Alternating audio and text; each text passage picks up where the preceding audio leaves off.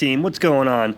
So this is my friend and my Sifu, one of them, Sifu Charles Rice. He has been in martial arts for decades. He's got a very unique fighting style, extremely effective. That's what we're going to be talking about today, because this is the man who's going to be training Rob. Look at that front leg, how he likes to raise it. That's what he does. That's part of his offense. And that's what we're going to be talking about today. Let's jump in. All right, so this comes up with a question that, okay, so in your opinion, if you can get someone off their base and balance, then you're probably going to take the fight, right? If you can disrupt their base and balance, they're going to pay for it? Yeah. You want them to get out of their positioning. Yeah, okay, so when we come in this, when you come into someone's, when you attack them from the center with your leg up, your base and balance is already compromised. Why would you want to initiate a fight or initiate a contact with your base and balance with your leg up like that? What's the benefit? The benefit is, in the end, you're a three-pronged attack. So anytime you actually push forward energy, you're doing it in a specific direction with a specific thrust. Okay. So what you're learning to do is, of course, you really are not trying to disrupt your own base and balance. You're trying to train yourself to have balance, except in those moments of delivering energy. And once you deliver energy, you want to be able to deliver it in a certain direction. And if you're fighting somebody that's, well trained, you're going to need 3 versus just 2 weapons. In the end, you're going to try to knock something out of the way while you try to punch over the top, or, as we're learning in here today, how to knock that back leg with the forward foot so that then you can deliver blows after you've disrupted their base and balance. Okay. So this is kind of, I wouldn't say millisecond, but you're trying to remain balanced, except when you get to that point where you're going to then deliver your force. So, of course, it looks awkward because it is to learn, but that's what you're trying to do. Okay, so does this initial attack presuppose that your opponent's attacking you in the same way, that their leg is going to be up? Well, of course, that depends on your opponent's fighting style. But many times, if you're fighting somebody that is aware of how to use their legs and you've used your legs effectively, they're going to put their front leg in a position to block, as you saw there, and just like you would put your arms up. So when you really start to deliver kicks and you're covering your head, they've got to make a decision. Ooh, right there. Talk about that real quick, would you? I just saw you attack his head and his body at the same time, right. One with your leg and one with your arms. Talk about that real quick. Is that what this whole thing's about? Right, because you're trying to, so most times people fight well as long as they're in their comfort zone. But you've not, Let's put on pause a second. Yeah, go ahead. Yeah. Keep on talking about that. Okay. When you attack people in their comfort zone, they're going to do very well. But most comfort zones are disrupted by stimulation. So when you're hitting people 2 times at once, or you're knocking a blocking arm down while at the same time kicking their back leg and punching in the head, it tends to disrupt them a little bit. Yeah. Yeah. Now, if these are the problems you talk about, like a Mike Tyson or somebody like that, that's basically just going to absorb everything before they deliver theirs. Yeah, you're going to need to adjust in the beginning until you get into that point in the fight where all of their greatest moves aren't working as well as they had liked on other people, and now it starts to become more of an open scenario to where more stimulation, which I mean by punches, the more you're kicking and punching them in ways and in directions that they're not used to, this is what starts to confound and confuse the brain.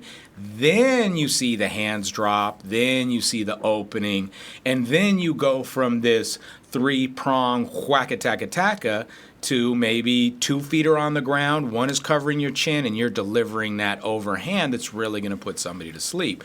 So a lot of this is what Sifu calls the softening. And you're basically softening them up, making them feel comfortable to some degree with your abilities, and then, of course, you throw in that extra hot sauce on top. All right, it was kind of funny. We stopped right at let me show you real quick. We stopped right at a perfect angle where you can see both his foot and his arm, his hand are engaged and attacking at the same time. You can see he's actually cracking Sifu in the face while he's distracting his arms with his leg. So now, how confident are you in this So this is going to be a kickboxing fight, or is this MMA? Well, the kickboxing that was coming up, I passed on. There was just no way. I had too much to do in my personal life to be adequately prepared, if one can ever be. Yeah, right. I keep pushing Sifu. I think I want to go to an MMA fight first. Reason being, that's what I've really been training for. I mean, I've been training up, down, and on the ground. You know, legs, hands, and ground game. And so I'm feeling that vibe, so to speak.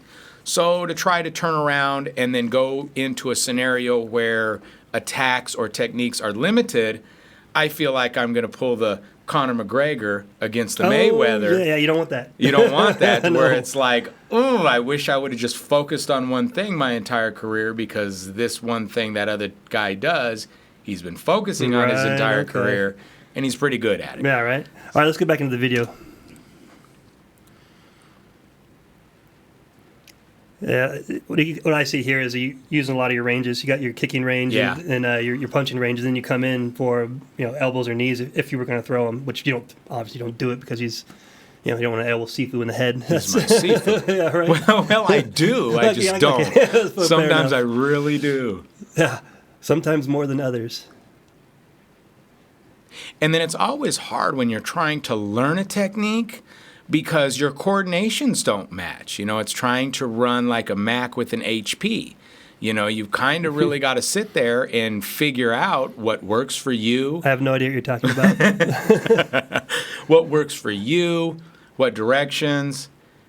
This is an interesting point, though. Do you think that these techniques are going to... In kickboxing, yeah, but if there's a ground game, someone can shoot in on you and take that leg that's already up, do you feel like you would have to adjust? Oh, yeah. Yeah, and that's what I've been working on, is trying to integrate different techniques. Because, we'll go to the ground, and most times when you're on the ground, people train ground specifically. And so, yeah, in the upper levels, you see people do the ground and punch very well at the same time. But there's very little out there training. What really attracted me to Sifu's style was his trapping and his abilities to manage the arms. As you can see, most times neither of us really hit each other really square. We're catching a lot of things. Now, if I was on the ground and I had him in full guard and I had my legs wrapped around him, we'd almost be in the same position. He's throwing punches, I'm blocking, but I think the trapping and grappling aspect in a punching scenario is what really attracted me to the techniques that he has, because, he does a fantastic job of tying up your arms and knowing the only directions your punch can come from. And, that's a... You think you had enough, huh? Yeah, well, yeah, but yeah. So I think that's an area that was very attractive to me, this idea that, while you're trying to get a hold of my arm or my leg or my neck to get a submission, I feel really comfortable now in knowing exactly where and how and hard I can punch you.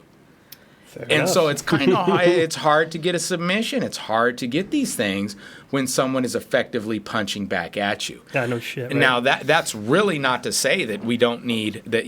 I don't need a lot more practice in certain areas, but I do. I feel like when I'm rolling with somebody or grappling with somebody, I just feel hundreds of openings for punches. And that's from working with Sifu and doing this constant, continual connection that he makes with his hands. If you'll ever notice, his hands are never, ever stagnant. No. Right, they're always doing something. They're always doing very something. Sneaky. He's very sneaky. And you learn from connecting the coordinative areas and the coordinative abilities that the person has to deliver punches. So if you dip your shoulder or you move your head a little bit to this area, you almost know, hey, there's no way they can deliver a powerful blow. They might pity pat you, but we all have bloody noses and fat lips at the end of the day. So at the end of this training session, what were your thoughts? Like, what were your main takeaways as we wrap up this video? Flexibility. I'm an older guy, so I'm still working on getting back the range of flexibility that I had, because there were numerous things that I felt that I could have done, but I bottomed out. And, that's a really difficult position. And, energy is important. To have that extra flexibility, you don't have to use muscle and strain to make that move happen. It happens more fluid and it happens, ergonomically and economically correct. So, that was my thing, is I've got to get back in that stretching and then looking for that back leg, because you always see those arms and hands that are pointed and poised to attack you. And you say to yourself, oh, okay, that's what I'm going to focus on. And the whole time there's this back leg that his knee is within a strike. Oh, yeah. And and that's the punch that you want, because by hitting that or that strike that you want, because by knocking them off balance, once again, that processor has to start working faster and figure out, what do I do? And generally a hand drops or a chin opens up or something like that. So Sifu made me really excited, because I felt like, wow, I've not felt this. I mean, I've not done organized fighting. I've fought a lot. I'm not scared of many. And the people that I am scared of, it's more of a respectful scare than sure. Yeah, right. than anything like that. I fear no man. I feel no man. Yeah. But at any rate, it was I don't know. That's what I saw out of it. I saw this concept of, he really overwhelms with more strikes, because what I'm used to is these 1, 2, 3 moves, and in those 1, 2, 3 moves, he's done 8. Yeah, right. On multiple angles. On multiple angles and multiple levels. Elevations. Now, if you have a beast just barreling through, this is not what I'm going to do. This is for after you've, pushed off the original the initial respect pushed off, when all of a sudden, okay, you didn't just I can't do that shit on you. I couldn't just throw you on the ground. And Sifu also teaches very well, you don't see it here, but he teaches very well how to keep covered, to absorb a lot of those upfront, powerful not flailing, but blows. I'm all about it. So, I'm all about that. We definitely should cover some more of that when for next week's video. Thanks everyone for watching. Make sure to subscribe, and more fight videos and this fight journey coming up on Fridays. See you then. Thanks. And that really messed me up. To have to really, and think. Yeah. Think like, okay, you want to go up and down, so go down, and down his back leg. Right. To really destabilize and then get you to move off of that, right? So you're below the knee touch is good. Yeah. I was just trying nice to and low. Catch it, and I was trying to.